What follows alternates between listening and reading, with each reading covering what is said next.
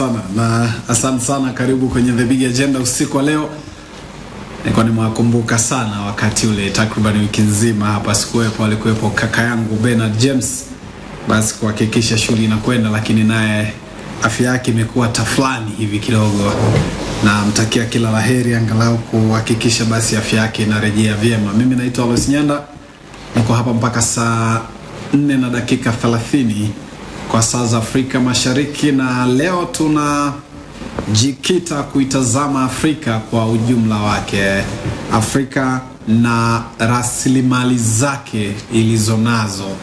Bado inatajwa kama ni bara giza lisilo na uwezo wa kujiamlia mambo yake lenyewe. Sasa hili ni kweli ama ni majadiliano yanayofifisha migongano ya mawazo dhidi ya Waafrika wenyewe? Mimi ni Nyanda, kwa niaba ya timu nzima yuko Emmanuel Makuliga na Venita kuhakikisha basi kazi na kwenda kama ilivyopangwa. Tuko live pia kwenye mitandao ya kijamii kwa maana ya online, Star TV habari yuko huko Grace kuhakikisha basi shughuli na kwenda kama ilivyopangwa. Niko hapa na mmoja kati ya wageni wangu ambao nimekuwa nikiwakaribisha hapa kuzungumza nao mambo kadha kuhusu maendeleo ya Afrika, na kila akija hapa huwa nazungumza naye kuhusu Afrika pekee. Huyu ni mhadhiri mwandamizi kutoka Chuo Kikuu cha Mtakatifu Agustino kilichoko hapa jijini Mwanza, Tanzania, na vile vile pia ameshika nafasi mbalimbali, anao uzoefu wa ndani ya Afrika na nje ya Afrika, na amekuwa hapo katika nafasi mbalimbali pia. Yeye ni financial controller kutoka chuo hicho cha Sauti. Kiasili yeye ni Muethiopia, actually sio kiasili, yeye ndio Muethiopia, yuko hapa nchini Tanzania kihalali katika kutekeleza wajibu na majukumu yake. Niko naye usiku wa leo. Yeye pia ni wale pan-Africanist, Dr. Andrew Dominic Negusie. Happy to see you. Nice to meet you. Thank you. You're welcome. Welcome. Thank you very much. Fine. Okay. Is it true that you are African believer that Africa can stand alone? Africa can go without any external support? Still believing in the digital era like this? Africa can move. We need them because they need us. But we can move all together, Africans. But if we say that, if they believe that when you calculate what is coming as a help to Africa and what is going out as a mineral, I think we are helping them.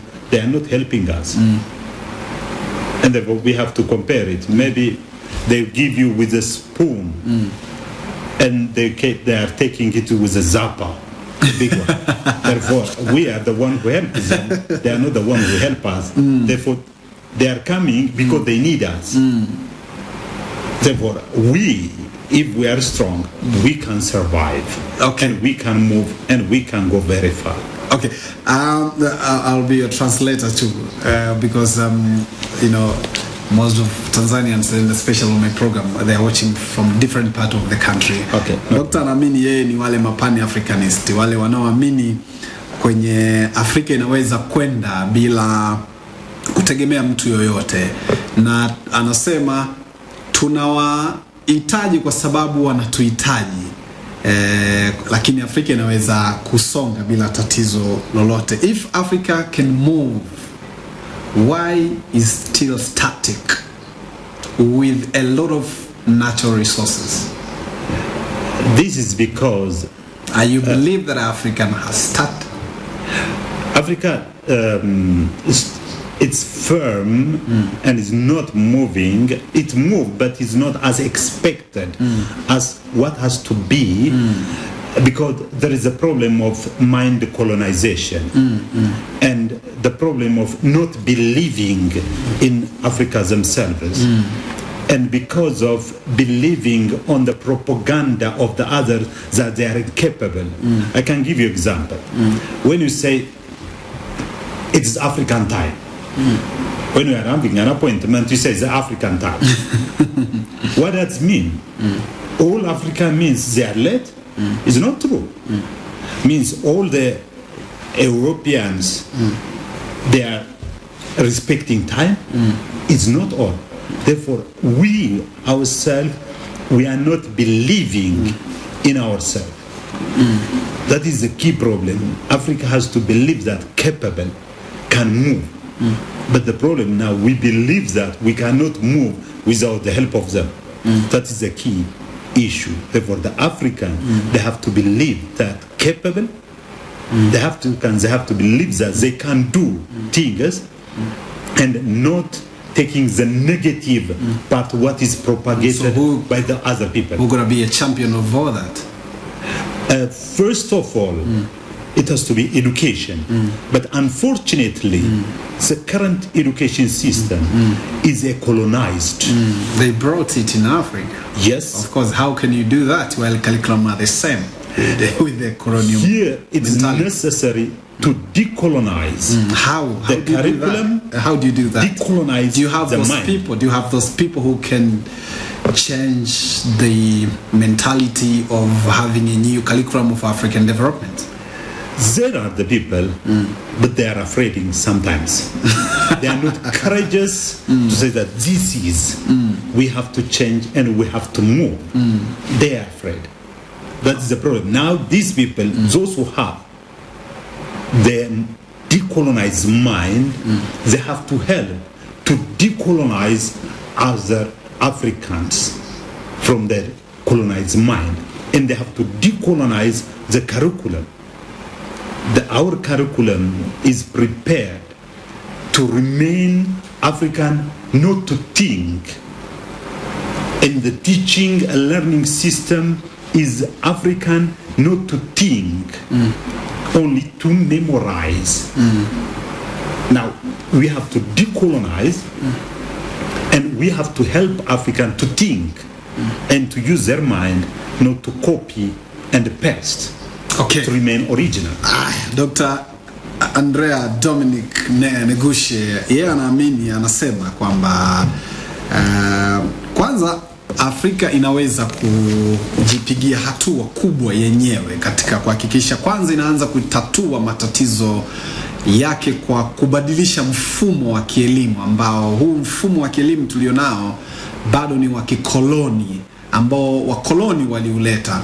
Sasa nani anaweza kubadilisha? Sasa yeye anaamini wako watu, lakini japo wanaogopa kufanya mabadiliko hayo kwa sababu mbalimbali ambazo Dr. Negusie anaamini kwamba watu hawataki kubadilika. Lakini anasema kwa nini Afrika sio iko static, yani imesimama? Anasema inapaswa kuwa imetangulia mbele kuliko hapa, imechelewa sana. Sasa kuchelewa huko ziko sababu nyingi, ambazo mojawapo anasema ni mfumo mzima wa elimu. But you are just believing that Africa has to unite. Africa has to move on. But the big question for all Africans, who can be a game changer? Because if you are believing that there are Africans, some leaders who have the potential people with the brain and mentality that can survive and do whatever for African continent, but they fear they are in the positions. How do you believe that African can change while you have people who are coward? If we are looking only the others will never move. You and me, we have to start. Those who believe, those who understand, those who wake up from sleeping, they have to help the other to wake up. For African governments, you see the changes. It's when they're in power, the instrument, I was saying, the instrument of African leaders, when they're using authority, the instrument of authority is power.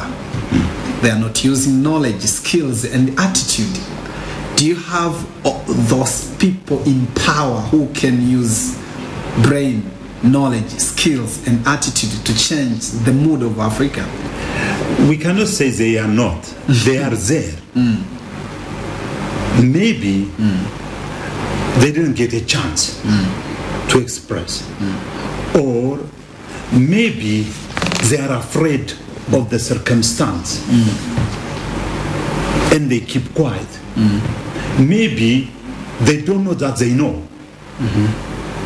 Now, as there are these things, by expressing these ideas, some people they will wake up from their sleeping, and those who have that power, leaders, they will wake up and they help the African to move forward. It is simple. It's not as simple. It needs a lot of courage to move. Now, every people, they have, if they believe, they have to do it, not talking only. How we do it, how can we help each other, how can we move? And from the ground level, it's necessary to start. It's not necessary to expect the leaders only, but as simple Africans, as they are collaborating, a journalist African, as they are collaborating, African, those who are working in the universities, as they are collaborating, if they start from that one, it will grow up, the change will come. Okay. Sawa, Dr. yeye anaamini mabadiliko yanaweza kufanyika, lakini yanaweza kufanywa sio kwa viongozi wakubwa peke yake. Lazima kuwe na msingi wa chini wa Waafrika wa kawaida wenyewe ambao wanaweza kuanza. Na anasema mtu anaweza kufanya mabadiliko, sio lazima wawe viongozi hao. Yanaweza kuanza kati yangu mimi na Dr. hapa, tunaweza kuanza hayo mabadiliko. Na yeye anaamini sana kwa maelezo yake kwamba Afrika licha ya kwamba inao viongozi ambao wanaweza, sio kwamba hakuna viongozi kabisa wanaweza kufanya mabadiliko, wanaweza kufanya mabadiliko pamoja na kwamba viko vikwazo, lakini je, watu wameungana? Kwa mfano anazungumzia vyuo vikuu vimeungana, waandishi wa habari wameungana, viongozi wenyewe wameungana katika kuhakikisha basi shughuli nzima inafanikiwa kwa kuleta Afrika umoja huo. But the big questions for other people who believe that Africa can't move, it's because of having a lot of fighting, hunger, political instabilities in Africa, and sometimes they are not even doing a great productions, they are concentrating on fighting. How do you handle the situation of African to move on while people are concentrating on war and fighting daily?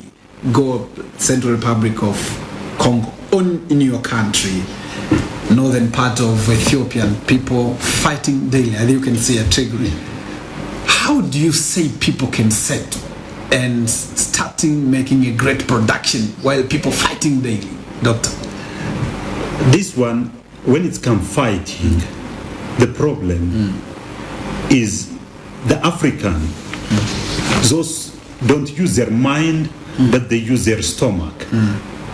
And using their stomach, they betrayed their own country and the continent.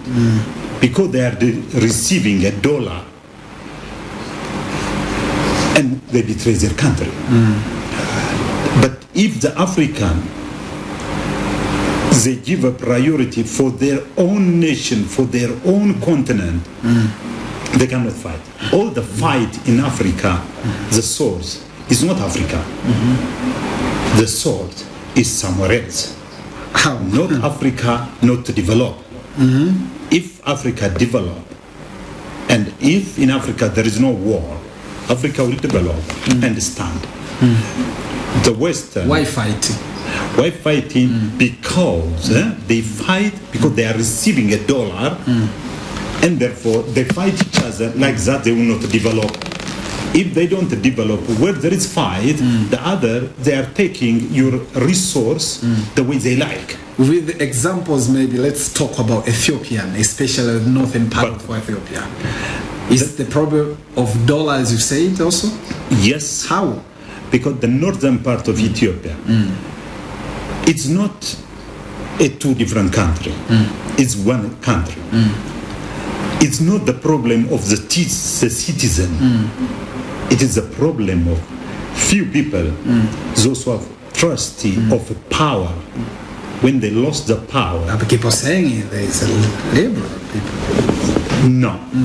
These few people, they are twisted by the dollar and they are betraying their own country because the other, they use them to destabilize Ethiopia. And these people, they are blind, they are betraying their own nation. They are betraying their own family, and because of the dollar. Therefore, in the northern part of Ethiopia, the fight, what is going on, is because of the interest of few people. The party called TPLF. It's not the citizen of the northern part of Ethiopia as a whole. But remember, I was in Ethiopia and discussing with some guys who are coming from northern part of Ethiopia. They are saying that it's a mix-up. Maybe it's a mix-up.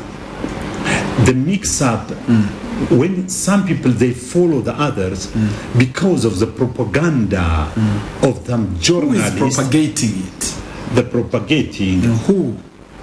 One is the leader of that region, giving wrong information to their people. With that one, how they are propagating, using the media, their own media, they are passing wrong information. Plus, this international media, the same way, they are giving wrong information. Now, some citizens, they don't have a chance to listen the other part. They are propagated, they are bombarded with the wrong information. But those who know the right information, they are not following. Therefore, the Ethiopian government is interested on that fight, not because they want. Okay, I will come and ask you about the positions of the citizen, the government, especially when I'm discussing on case of construction over them. Some saying the major key problem of having used just Ethiopian Egypt using the River Nile maybe can be a great problem of Ethiopian and Egypt too. So I will come back and ask, and I will sema Dr. Negusie, najua kumwambia mimi binafsi namuuliza Afrika inawezaje kujisimamia sasa, ikiwa kama watu wanaweza kupigana, watu wanaweza kuacha kuzalisha. Nimempa mfano wa Kongo, ni nchi yenye rutuba, watu wanaweza kuacha kuzalisha, lakini wanapigana, tunasubiri msaada kupewa na mashirika ya kimataifa. Sasa namuuliza Dr. Negusie kwamba Afrika inawezaje kumove ikiwa hata tumeshindwa kusolve matatizo ya njaa, watu wanapigana, tunawezaje? Sasa yeye anasema tunaweza, lakini moja ya changamoto kubwa tulionayo ni kwamba vita hizi zote zinazopigana zinakuwa zimepewa support na mataifa mengine, hasa hela. Kwa watu wanapewa hela kupigana kwa interest ama kwa malengo ambayo wanajua wanaotoa michango hiyo katika manchi mengine. Kwa mfano nimemuuliza nchini kwao wenyewe kwenye ile northern part wanagombana, wanapigana kule. Sababu ni nini? Yanasema yako makundi yameandaliwa ambayo hayanapewa taarifa ya uongo dhidi ya mamlaka, dhidi ya serikali iliyopo madarakani. Lakini anaamini media za kimataifa zinapewa taarifa sio sahihi na zinatangaza vitu visivyo sahihi na vinachochea, kwa sababu hawapewi taarifa iliyo sahihi. Ndio maana unaona bado hata kule upande wa Ethiopia wanapigana kwa sababu hiyo. Sasa nimemuuliza, ambao majibu hajatoa, kwamba vipi huenda tatizo lilopo kati ya matumizi ya ziwa Nile ambalo limekuwa na mvutano mkubwa sana kati ya Ethiopia pamoja na Egypt. Hilo nitakuja kumuuliza. Saa 4 kamili nitapata mapumziko. Kisha tutarejea hapa. So maybe not on the northern part of Ethiopia that are happening, people fighting, and you are believing that international media, they are just propagating it, and you are keeping saying that no one have the truth of what happening, the real content of northern part of Africa, Ethiopia. Who is supposed to give the reality? Who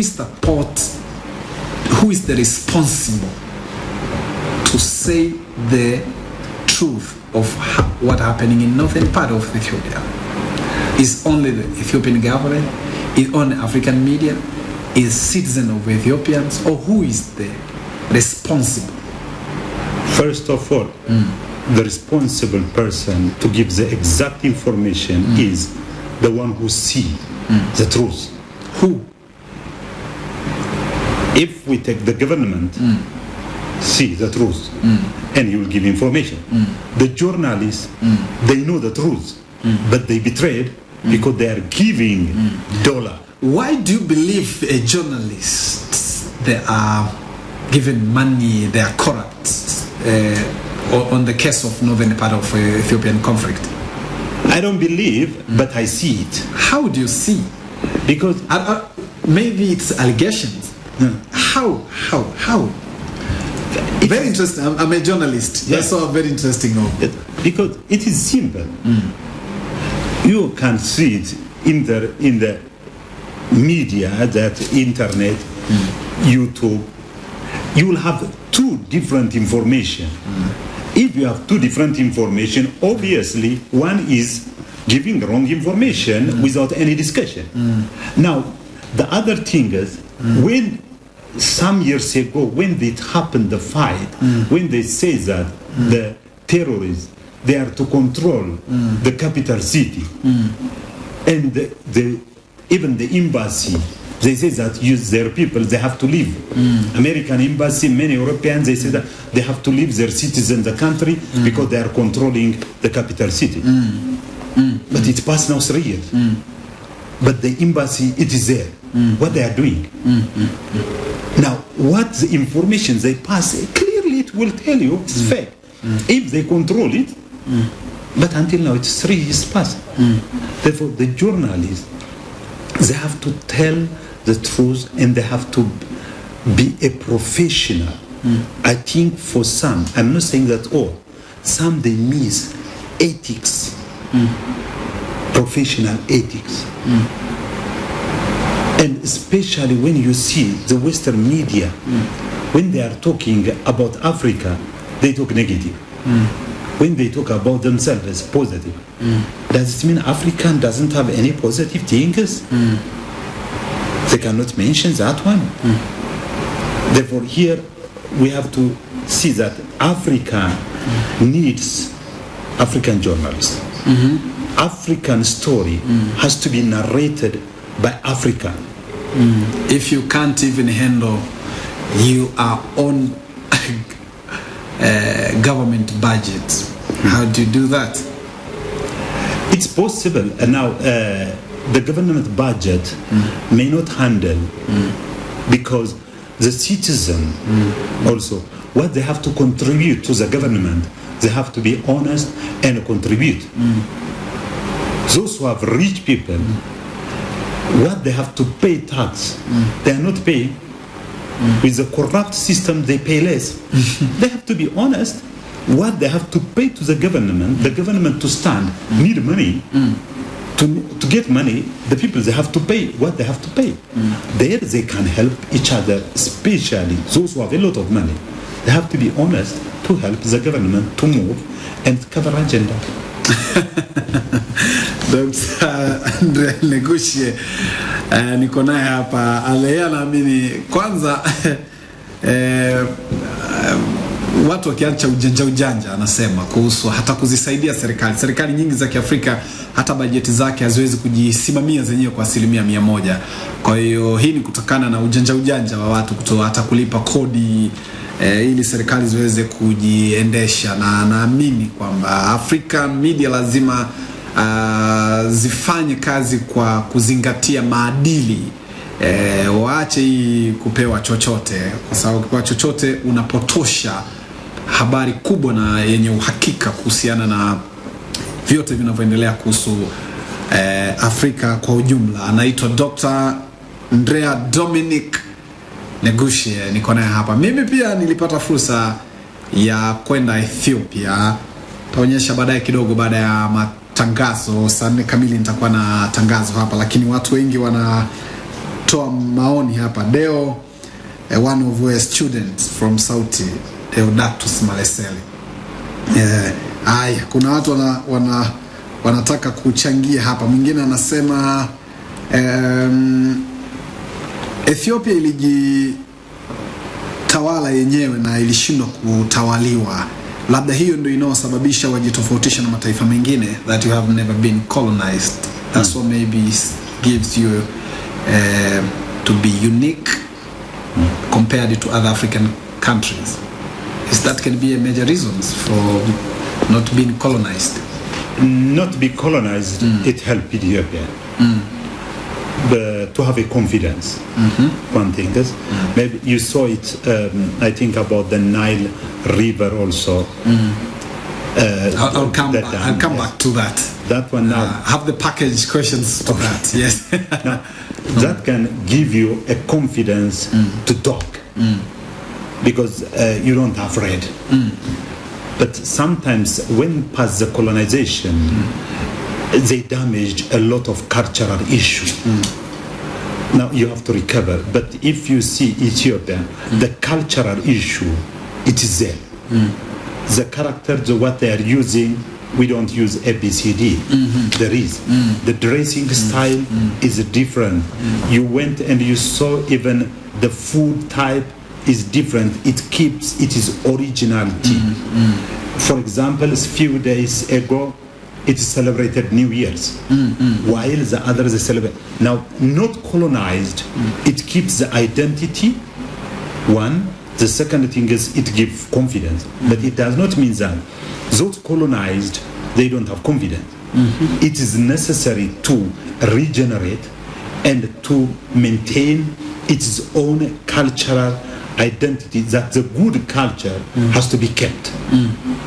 If the colonizer destroyed your good culture, you have to revamp it and keep the good culture of the country, not to become a dilemma and confused. Only that confidence is the things that you're proud of, maybe after not being colonized. Is that gives you power? No, not only that one, the other thing is, they know that you are not colonized and they cannot come play a game. They know that you can beat them. I remember when I was in Addis, I went to the Addis University. I got a very interesting history of Haile Selassie and the Italian, how they beaten the Italians. Maybe that's confidence you're talking from palace to university I was talking to. Anasema sio tu kuwa colonized, wenyewe imewapa ujasiri mkubwa sana. Ethiopia ni nchi ambayo haijatawaliwa, kwa hiyo imewapa mambo mengi, lakini moja ni ujasiri, kuamini wanaweza, na ndio maana hata mwingine hawezi kuingia pale, kwa sababu wanaamini kama waliweza kupigana na kushindana wakati ule na kutokuwa kutawaliwa, basi hiyo iliwapa nguvu na ujasiri mkubwa wa kuhakikisha basi wanaweza kuamua na kufanya mambo mengine. Akataka kuongelea swala la ujenzi wa lile bwawa la umeme kubwa ambalo liko Ethiopia. Nimemwambia nitakuja hapa kwa sababu nina maswali kuhusiana na hiyo. Nakumbuka nataka kulilete when you talk of you guys are very proud of constructing of a dam of electricity, but we have in Rufiji also JK Nyerere hydro power electricity here in Tanzania. Hamadi knows well about what happening before when we wanted during Magufuli regimes, that we had a lot of noise out there that how do you do that a poor country, when you see what people, your economics, how can you put almost $5 constructing of this hydropower, then it was a lot of noise. A man knows. I'll come back to you. Mimi nitarejea muda so mrefu sana. Naitwa Nyanda, niko na Emmanuel Makuliga. Hii ni The Big Agenda. Leo inatazama Afrika na rasilimali zake. Nitakavyorejea nitaonyesha pia namna ambavyo mimi nilikuwa Ethiopia na ndugu yangu Dr. Negusie. Nitarejea punde.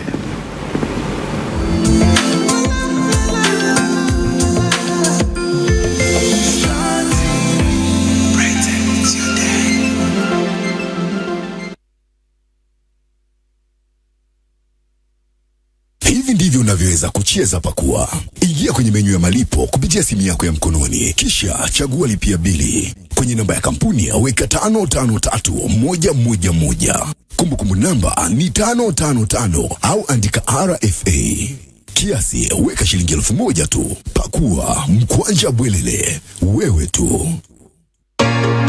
Chuo cha Sayansi za Afya Kolandoto Shinyanga kinapokea maombi ya wanafunzi kwa mwaka wa masomo 2022-2023 kwa ngazi ya diploma katika fani za uuguzi, utabibu na maabara. Mwombaji awe na ufaulu wa angalau D3 ikiwemo ya fizikia, kemia na biolojia. Kwa kozi ya pharmacy, mwombaji awe na D4 zikiwemo za kemia na biolojia. Pia tunatoa kozi za ufundi zikiwemo msaidizi wa maabara, kompyuta na biashara. Kwa wale wanaojiendeleza kwa kozi ya utabibu, uuguzi, famasia na maabara, mwombaji awe amehitimu ngazi ya cheti na kufaulu. Chuo kina usajili wa NACTVET na uzoefu wa zaidi ya miaka 60. Kwa mawasiliano zaidi piga simu namba 0742155623 au tembelea tovuti ya chuo www.kchs.ac.tz. Nyote mnakaribishwa.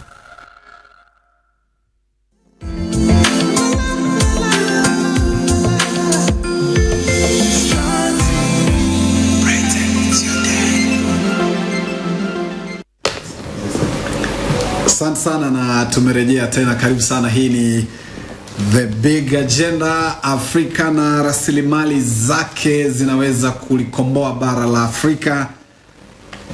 Waumini wengi sana wa imani za kijamaa kwa kina Jad Muhammad wako mjini Dodoma, wenyewe wanaamini katika Afrika inaweza kujisimamia vyema kama vile ambavyo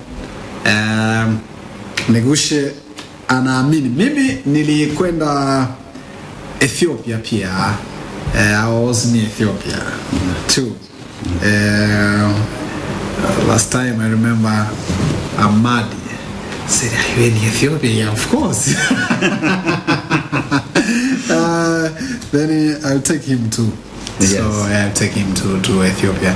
Nilienda huko, and before I continue, nina mtu mmoja kwenye line anataka kuchangia kuhusu Afrika na rasilimali zake.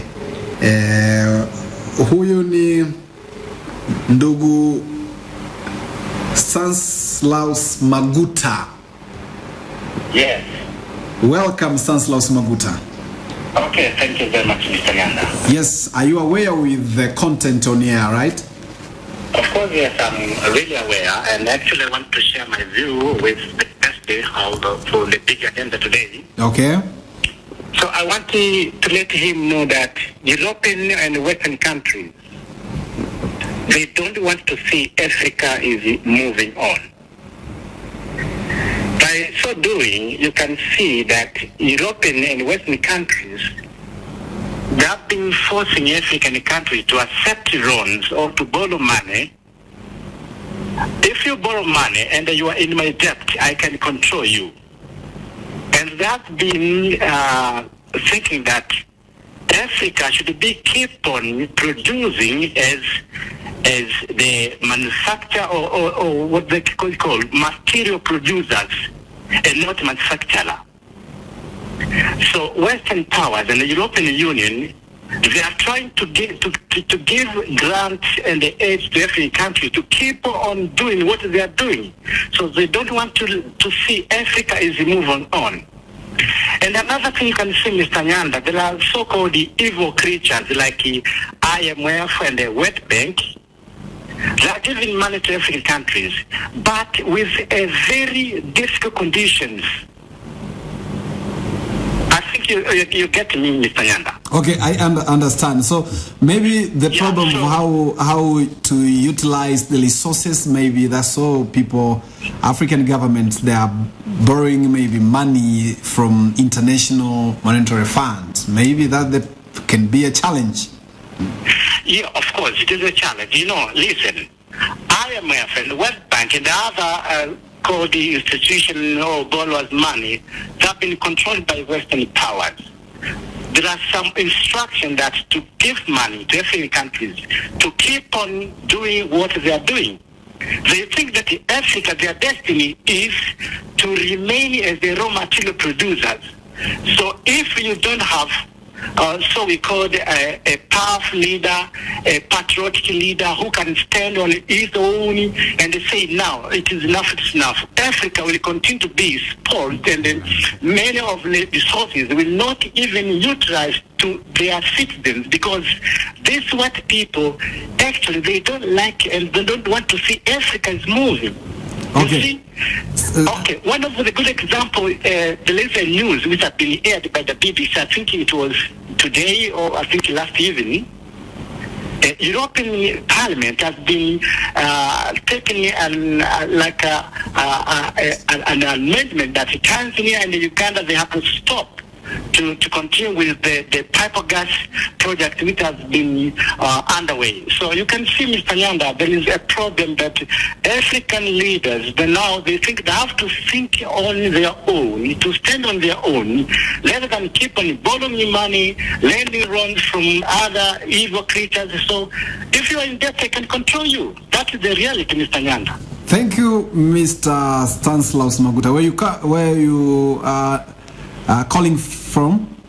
Yeah, I'm calling from Sengerema. Okay, Sengerema. Thank you. Yeah. Thank you, sir. Thank you. Thank you indeed. Thank you. Yes, that's Stanislaus Maguta from Sengerema. Yeye anaamini kwamba kwenye mambo ambayo Afrika inabidi ifanye, iachane na mazungumzo, mfano ya kuomba fedha,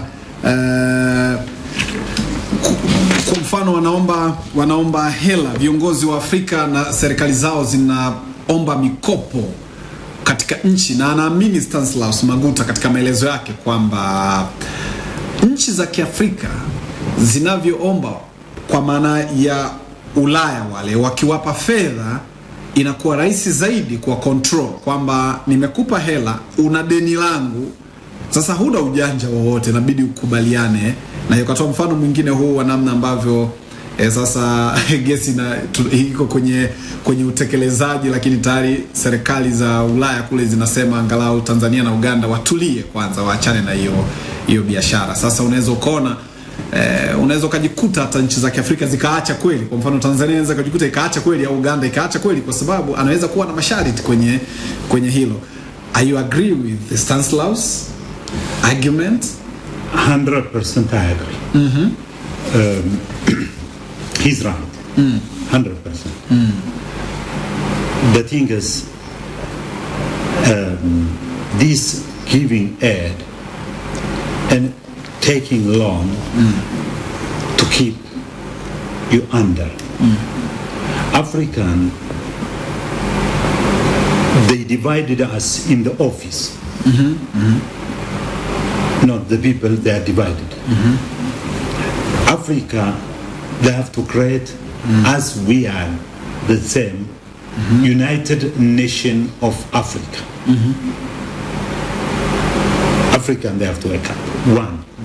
The other thing is, when it comes this borrowing of money, the Africans, they have to unite and they have to create their own bank and help each other and borrow each other and start not sending raw material. Dr. Negusie, if African Union is struggling even to get money from African members, how do you do that? How can you have that spirit if even African Union can't even survive?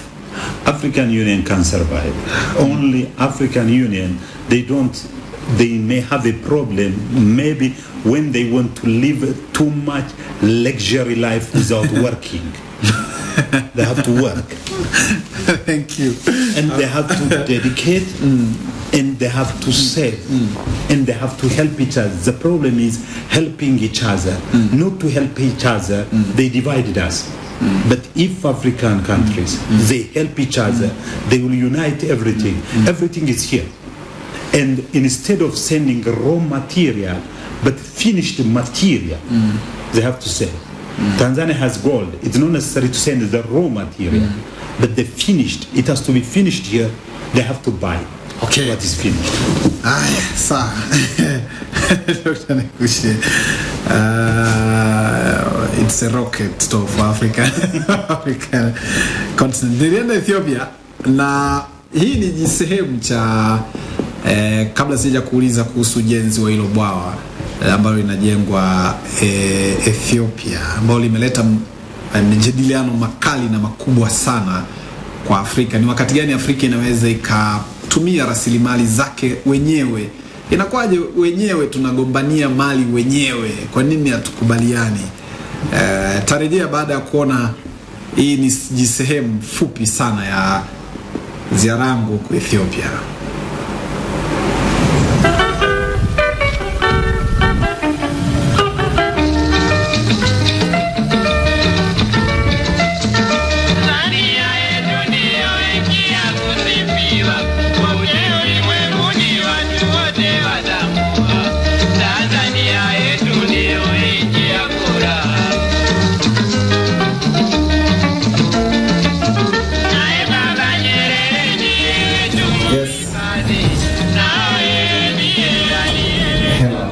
Welcome. Thank you, Mr. Ambassador. I'm very excited to see you here. Me too. Very happy. I was excited too to receive different calls, especially your calls. When I heard that Mr. Ambassador is calling, it was praise for me. Then thank you for appreciating me. And I requested the interviews that I wish to talk to the embassy about what's happening in northern part of Ethiopia and what exactly is the position of the government. That's why I requested an interview with you, Mr. Ambassador. Thank you very much.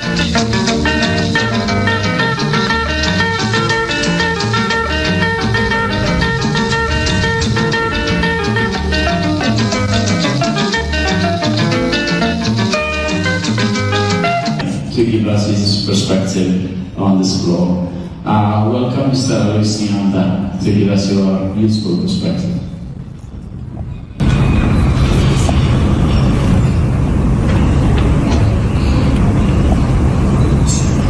Hello.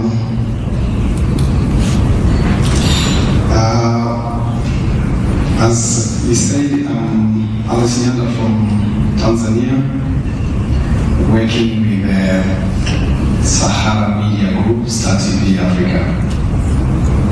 First of all, thank you organizers for the best and good conference that help us to know the reality of constructions of the dam, which does not have any negative impact for Ethiopians, Egypt, and Africa entire. Have to support Ethiopia for the good job, and Africa have to unite. African solution by African solution. An African problem has to be solved by Africa. We Africa, we know our problem, and we know the solution. At the end of the session. So I'm encouraging you to Africans for Africa. Thank you.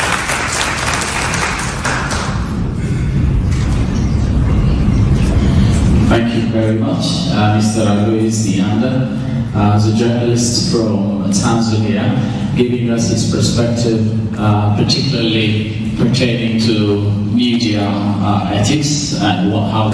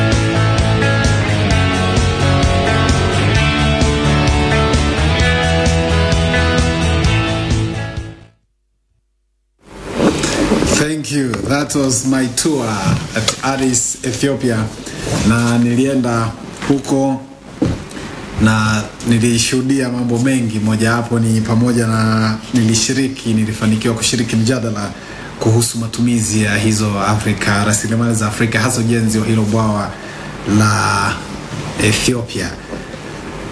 Maybe I'm just remaining with a few minutes here, then let me discuss on the constructions of Ethiopian. There is a nation there. You have been there. Yeah. What exactly is happening for Africa, Egypt and Ethiopia on construction of the dam? But one thing is, what is the key issue? when you are looking the dam, Ethiopia is building the dam for its citizen, one, and also for unifying the other African country, because this electric power Ethiopia is not consuming alone. They signed an agreement with Kenya. They are selling exporting to Uganda, South Sudan, and a different country of Africa, including Yemen. Therefore, it unites, it doesn't divide. And that dam, it shows that the determination of Ethiopian, and economically, they didn't receive a single cent from World Bank, any European and American, any other country. It is the money of the citizen of Ethiopians. Because of that, the Ethiopians, they call it my dam, because it is a dam of every citizen of Ethiopia, and everyone contributes. It is its own money. Okay. Now, anasema, I'm just translating. Anasema kwamba ujenzi wa bwawa hilo la umeme kubwa ambalo limeleta mgogoro mkubwa sana kati ya Egypt pamoja na Ethiopia kwa ajili ya kutumia tu ziwa linaloitwa River Nile. Linajengwa Ethiopia, limepakana na nchi kadhaa ikiwemo Sudani huko, ambazo ni nchi zitanufaika kwa kiwango kikubwa na matumizi ya hilo bwawa. Lakini najaribu kusema Dr. Negusie hapa kwamba pamoja na yote, kikubwa cha kujivunia ni kwamba bwawa hilo linajengwa kwa gharama za Waethiopia. Hakuna nchi yoyote kutoka ndani na nje ya Afrika imechangia chochote zaidi ya Waethiopia, na Waethiopia wenyewe wanasema kwamba hili ni bwawa langu, wanajiita hivyo. Yes, I was just translating. Here, the idea of Ethiopians, let's grow together. Let me use. But when you come to the part of the Egypt, it's the way they are talking is, please don't grow, but we eat. You die, we eat. That logic, it doesn't work. If you are talking the agreement of the past, Ethiopia was not there when the colonial England they signed. Tanzania was not there as an agreement sitting down. As a country, they were there. Therefore, Ethiopia, they said, let me use the resource, but let's share the benefits together. Now, if they all have an open mind and a goodwill, is equitable and reasonable use of the river. Therefore, Ethiopia is saying that let me use, let's share with others. But the Egyptian don't use and are used. That logic, it doesn't work. Therefore, that dam unite African countries, and how we can work together and collaborate together. It seems Ethiopian government is trying to violence the right of Egypt. Historical rights, even international laws that guides, and when you go through the historical background of River Nile with Egypt, you find out that they have the historical right. Maybe that's the people saying Ethiopian is doing violence for using River Nile. It's completely wrong. those who are talking why Ethiopia has to use this one is they are violating the international law. Is there an agreement? Is there an the agreement international of law? Everyone can use his territory, what it has, without hurting the other one. Ethiopia is using what has. When you are talking the historical background, that historical background, you cannot decide about Tanzania without talking with Tanzanians. You sit down another country, you sign, and the water is passing, and it's from Ethiopia. And how you say that Egypt says that no. Egypt, when they build Aswa Dam, does they discuss with Ethiopia? Because they have the historical right. Historical right based on what? Ethiopia doesn't have an historical right. Laws, maybe international laws. No, international law even give a right for Ethiopians. If you follow international law, if you are basing on the law, I think Ethiopia has the right. Ethiopia is in the right direction that Egypt, because the law, when it is signed, I have to agree. How you sign on my behalf? What is the source? Without my what is the source of River Nile water? There are two sources. One is the one of Lake Victoria, and the other one is from Ethiopia. The two, the blue and the white Nile, they meet in Khartoum. And after Khartoum, they will create one Nile and go towards Egypt. Therefore, all the country that there is a resource of water, they have a right to use it. And you cannot tell me that don't use it.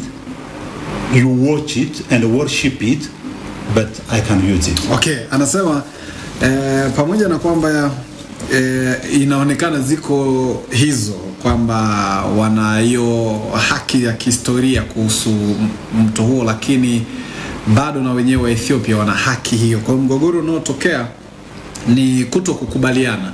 Kwa mfano unasema Egypt alijenga bwawa kule, hakuna ambaye alimuuliza, na wenyewe wamejenga kanini wanaulizwa. Lakini pili, anajaribu kusema hapa kwamba mgogoro ule unaotokea ni kwa sababu ya kwanza, naamini anasema chanzo cha mto Nile inatoka katika vyanzo vikubwa viwili, ziwa Victoria pamoja na mto unaoto what the kind Abba. The names Abba. What we call it in Ethiopia, Abba. the river is Abba River. Abba, that goes to Khartoum, right? Yes. So they meet and then they go to Egypt. To Egypt. Kwa hiyo and finish Mediterranean. Okay, fine.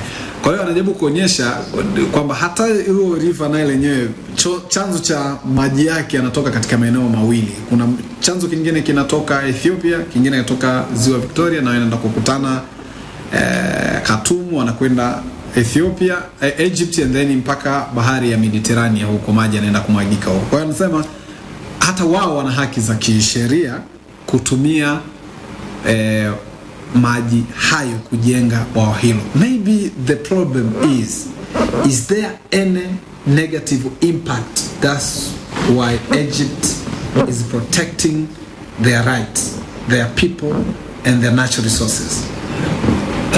One thing, when you say their natural resource, we have to know that it is also the natural resource of Ethiopia. It's not there only. It's the natural resource of Ethiopia.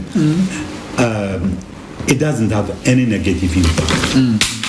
Any. Scientifically, it's verified no negative impact. The water only beats and it continues. But if it has negative impact, when they are building Aswa Dam, why doesn't it create a negative impact? When they build, it's okay. When they build it, when they build it and they build, it's not okay. This logic doesn't work. It doesn't have any negative impact. Even Ethiopia now filled the water. But until now, the water is going on. If there is impact, why they didn't see it? Even recently, in the end of July and August, when they feel it, there is flood in Sudan. Now, where is the impact? Okay. Therefore, there is no any impact, only with maybe, let's say, there is a jealous that the country is growing up, and with that one selling the water, the African countries, those who are living using Nile, the source of Nile River, they may start to work, and they may start to join each other, and if they work, they are afraid. By this one, maybe tomorrow Tanzania may start, Uganda may start, Kenya so may start. They are afraid that the others not to wake up. It's like an indicator for other African countries, right? To wake up. Just to wake up. Okay, right. But do you think by having this conflict is the source of what happened in northern of Africa because of northern of Ethiopian, but because of construction of them? It has a part, yes. Is the part of? Yes. By disturbing the northern part of Ethiopia, Ethiopia may stop building the dam. Okay, anasema Dr. kwamba hata ule mgogoro sasa Tigray kule unaofanyika, chanzo kikubwa ni ujenzi wa hilo bwawa sasa. Kwa hiyo yako mivutano na mapigano. Kwa hiyo hata wale waasi wanaonekana ni waasi ni wanapandikizwa kwa sababu ya kile kinachofanyika ujenzi huu. Anyways, my last question, 1 minute to go. What as the major step to take to remove all trouble that are happening to Egypt and Ethiopians? One, African problem has to solve it by Africa. The second thing is Ethiopia is always willing to discuss and to respect the Ethiopian right. But the Egyptians sometimes they are running for European country or America to mediate for the negotiation. Ethiopia believes that it has to be African Union and African problems solved by African country and to work for African and working that Africa has to grow up to work together, has to be free from economical dependence from Europe. Thank you, Doctor. Thank you very much. Thank you. Anasema Afrika mwisho siku anarecommend kwamba Afrika itatatua matatizo yake kwa Afrika na matatizo ya Afrika ni kwa Afrika na Waafrika wamalize matatizo yao wenyewe. Wasisubiri sehemu nyingine. Hii nguo naulizwa na watu wengi nimependeza sana. Nimeichapa pale wanaitwa Judges brand wako Arusha. So if you want to look alike then I can take you to Judges brand. You take the one like this one. Thank you. Mimi naitwa Nyanda Mtozi. Kwa niaba timu nzima nimeona message za Dr. Simbe Jad Mohamed propagandisti huyo kutokea Dodoma hapo. Ni Jad Mohamed. Nitamuita hapo kujadili tozo. Tukutane wiki ijayo kwenye The Big Agenda. Mimi ni Mtozi Nyanda, niaba timu nzima. Emmanuel Makuliga amefanya kazi nzuri. Nilikuwa na Dr. Negusie Andrea. Usiku mwema. Asante sana. Shukrani sana. Asante sana.